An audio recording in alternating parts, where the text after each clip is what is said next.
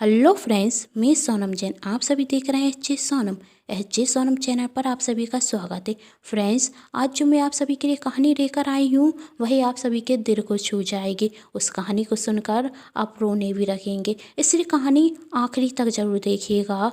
एक प्यार की कहानी, एक कहानी देखकर आप भी कहेंगे क्या यही प्यार है। यदि कहानी पसंद आए तो चैनल को सब्सक्राइब, वीडियो को लाइक एंड शेयर भी कर दीजिएगा। मुझे आप सभी के सपोर्ट की बहुत ज़रूरत है। चलिए कहानी शुरू करते हैं। 17 वर्षीय रोहन का आज कंप्यूटर क्लास में पहला दिन था। वही कंप्यूटर क्लास के बाहर खड़ा ही था, तभी एक स्कूटी रोहन के सामने आकर रुकती। 25 वर्षीय नंदिनी जब अपना हेलमेट निकालती तो रोहन को नंदिनी से पहली नजर वाला प्यार हो जाता। नंदिनी रख भी बहुत खूबसूरत रही थी, सफ़ेद सूट, काले घने लहराते हुए बाल, जिसे देखकर रोहन को नंदिनी से प्यार हो गया। नंदिनी रोहन को देखती नहीं और सीधे अंदर कंप्यूटर क्लास में जाती। रोहन भी नंदिनी के पीछे जाता और उसी कंप्यूटर के पास बैठता जिस पर नंदिनी बैठी हुई थी। नंदिनी अपना कंप्यूटर पर काम कर रही थी। रोहन सिर्फ नंदिनी के बारे में ही सोच रहा था कैसे मैं इस लड़की से बात करूं। तभी नंदिनी रोहन से पूछती, तुम कंप्यूटर क्यों नहीं चला रहे हो? रोहन, आज मेरा पहला दिन है और मुझे कुछ भी समझ नहीं आ रहा है। क्या आप मेरी मदद करेंगी? नंदिनी, जरूर। रोहन, मेरा नाम रोहन है। आपका क्या नाम है? नंदिनी, मेरा नाम नंदिनी है। और वह रोहन को कंप्यूटर के विषय में समझा रही थी।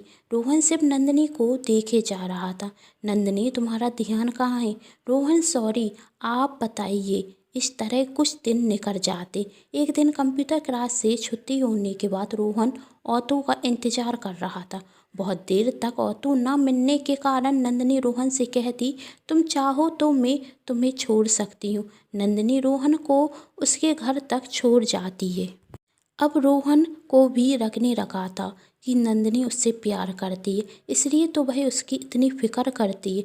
बातों ही बातों में रोहन को पता चलता कि कल नंदिनी का जन्मदिन है। रोहन अपनी गुल्लक तोड़ता और अपने जुड़े हुए पैसों से एक महंगा सा गिफ्ट खरीदता और सोचता, नंदिनी के जन्मदिन के दिन ही उसे अपने मन की बात बताऊंगा। रोहन से इंतजार नहीं हो रहा था, इसलिए समय से पहले ही कंप्यूटर क्लास पहुंच जाता। रोहन के बहुत समय तक इंतजार करने के बाद जब नंदिनी आती तो रोहन नंदिनी को जन्मदिन की शुभकामनाएं और अपने दिल की बात बताने के लिए खड़ा होता। तभी नंदिनी अपनी कंप्यूटर क्लास के दोस्तों से कहती, इनसे मिलिए, ये सुनील है, मेरे मंगेतर, और 1 महीने बाद हम दोनों की शादी होने वाली है और मैं आप लोगों को अपनी शादी का कार्ड देने के लिए आई हूँ। अब शायद हम शादी के दिन ही मिलेंगे। ये सुनते ही रोहन के पैरों के नीचे से जमीन खिसक गई, उसका दिल टूट गया। अब रोहन उदास रहने लगा। उसके माता पिता उसे पूछते, बेटा क्या हुआ, तुम्हें कोई परेशानी हो तो बताओ।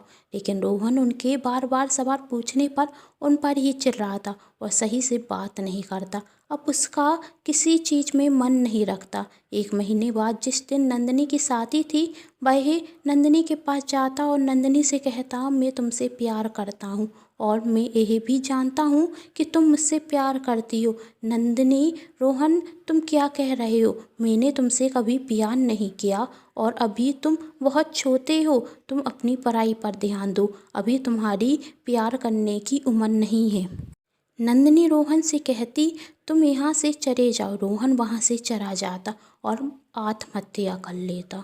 जब यह बात रोहन के माता पिता को पता चलती कि उनका एकलौता बेटा अब इस दुनिया में नहीं रहा, जिसके लिए उन्होंने बहुत से सपने देखे थे, जो उनकी दुनिया था। रोहन पढ़ने लिखने में बहुत होशियार था और हमेशा अपने माता पिता से कहता था, देखना, मैं पढ़ लिख कर एक अच्छी नौकरी करूँगा और आप दोनों को कोई भी काम नहीं करने दूंगा। हमारे पास एक बड़ा घर होगा, कार होगी। मैं आप दोनों से बहुत प्यार करता हूँ और आप दोनों को कभी भी दुखी नहीं करूँगा। आज रोहन के माता पिता जीवित जरूर हैं, लेकिन आज बेटे के बिना जी नहीं पा रहे हैं। अब उनकी जीने की इच्छा खत्म हो चुकी है। दोस्तों, एक कहानी काल्पनिक है, लेकिन जब एक कहानी लिख रही थी तो यही सोच रही थी। लोग कहते हैं पहला प्यार नहीं भुलाया जाता, लेकिन पहला प्यार तो माता पिता ही होते हैं। फिर जब कोई बच्चा कोई ऐसा कदम उठाता है तो अपने माता पिता को कैसे भूल जाता है।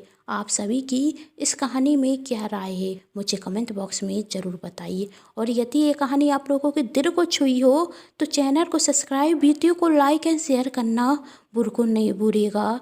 Thanks for watching.